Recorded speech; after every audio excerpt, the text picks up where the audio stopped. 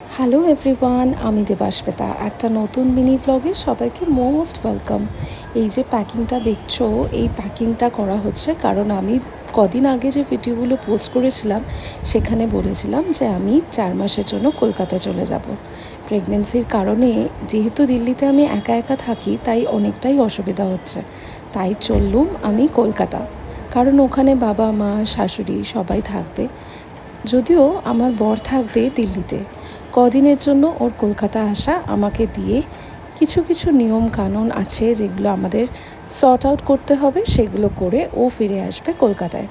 আমি ফ্লাইটে উঠলাম, আর ফ্লাইটে উঠলেই আমি অনেকটাই ইমোশনাল হয়ে গেছিলাম।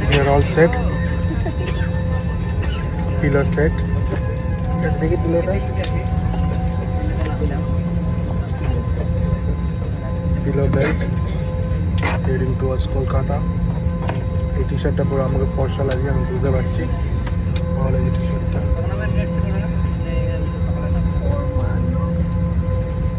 4 months বলছে। ওরা আমাকে পিলো দিয়ে গেছে কারণ প্রেগনেন্সির কারণে পিলোটা আমার বেলিতে নিয়ে বসে তার উপর দিয়ে বেল্ট লাগাতে হবে। জুন 4 হবে, 4 তারিখে আমার জন্মদিনে একসাথে হবে। গ্র্যান্ড পার্টি হবে বার্থডেতে, একদিনে অনেক গ্র্যান্ড পার্টি হবে।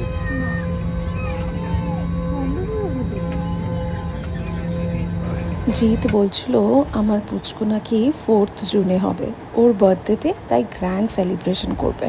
আমি একদমই এটা নিয়ে রাজি নই। তবে এই সময় একা একা থাকাটা অনেকটাই ইম্পসিবল হয়ে যায়। একা তো না, বাবা মা সবাই থাকবে, কিন্তু যদিও জিৎ থাকলে, হাজব্যান্ড পাশে থাকলে এই সময়টা অনেকটাই সুন্দরভাবে কাটে আর অনেকটাই ইজি হয়ে যায়। সব সময় তো আমরা সব কিছুতে কমফোর্টেবল ফিল করি না সবার সাথে, তাই জন্য।